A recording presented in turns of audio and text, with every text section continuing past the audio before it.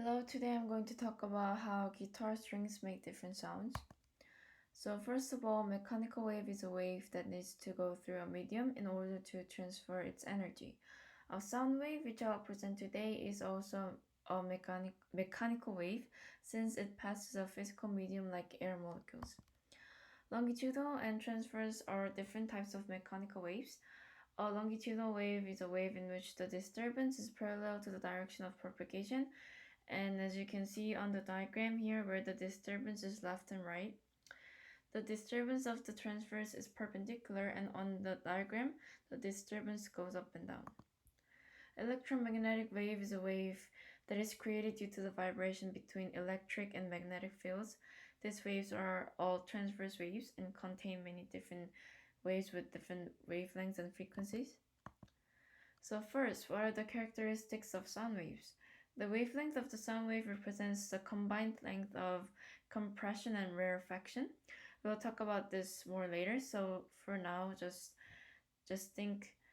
know that the wavelength of sound wave is the combined length of compression and rarefaction. The amplitude of the sound wave is the maximum displacement of particles from their original position, and in sound waves, areas with the highest pressure. If the amplitude is high, the wave produces large sounds, and if the amplitude is low, the wave produces small sounds. The period of the sound wave is the time taken to complete one vibration of the wave, and the frequency of the sound wave is the number of vibrations per second. The frequency of waves and the surrounding air particles are the same. So if the wave has a high frequency, it produces high-pitched sounds, and if the wave has a low frequency, it produces low-pitched sounds.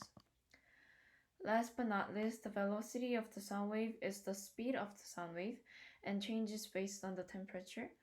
There is a formula that we all know to calculate the change speed of the wave due to different temperatures, and at high temperatures the waves travel faster as the particles have more energy. This is just the inverse relationship of frequency and wavelength. And the benefits, the first benefit of the sound wave is ultrasound.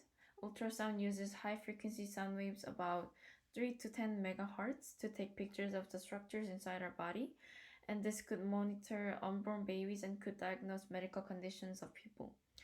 The second benefit is sound therapy. Sound therapy usually requires instruments to play quiet or rhythmic sounds to cure people's mental diseases. Sound waves with low frequency or amplitude could relieve stress, and sound waves with high frequency or amplitude could boost one's confidence. The harm of sound waves could be loud noise. People tolerate 80 to 89 decibel like heavy traffic, but above that, like chainsaws, could damage one's ears.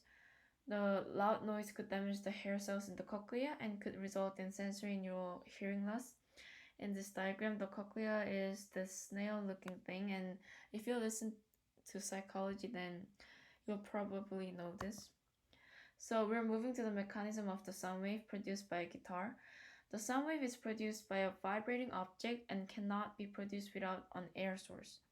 So if you play the guitar in space, you won't hear a thing. So when the guitar string vibrates, the surrounding air molecules vibrate together at the same frequency. The guitar string itself does not disturb air molecules that much, but the larger surface, the sound box that is attached to the string, disturbs more air molecules, which produces audible sounds. So on a guitar, we first pluck the string, and the vibration starts from the string and then makes other structures vibrate in order, such as the saddle here, and next the bridge and the soundboard. Then the air particles inside the body vibrate and sound exits the sound hole as air particles vibrate the air particles next to it. The important thing here is that everything we talked about is vibrating at the same frequency.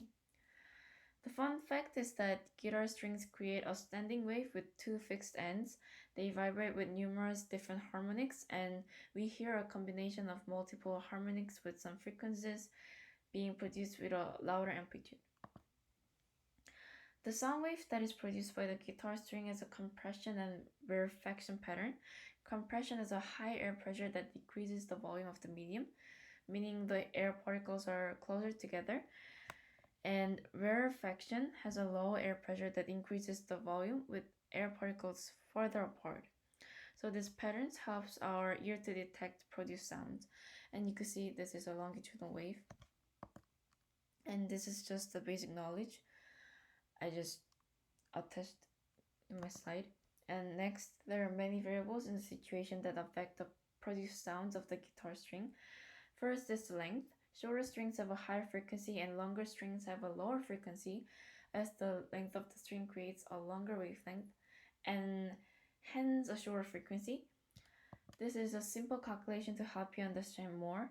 With the same velocity of 331 meters per second and at first harmony, the guitar string with 3 meters produces 55.17 hertz, while the guitar string with 7 meters produces a lower 23.64 hertz. Next is the thickness. Thick strings vibrate slower and thus have a low frequency, which produces low pitched sounds. Thin strings vibrate faster and thus have a high frequency, which produces high pitched sounds. Next is density. Dense strings vibrate slower than strings that are less dense, producing low pitched sounds.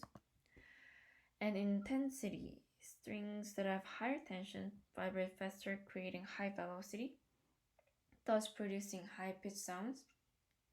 We could increase the tension of the string by tuning it tighter. Another simple calculation here shows how velocity affects frequency.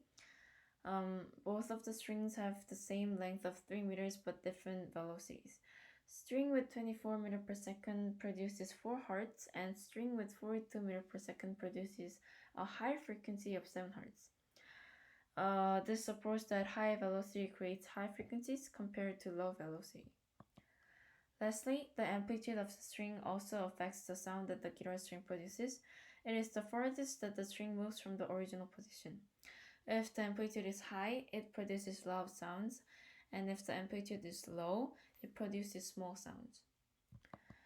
So these are my works cited pages, and thank you.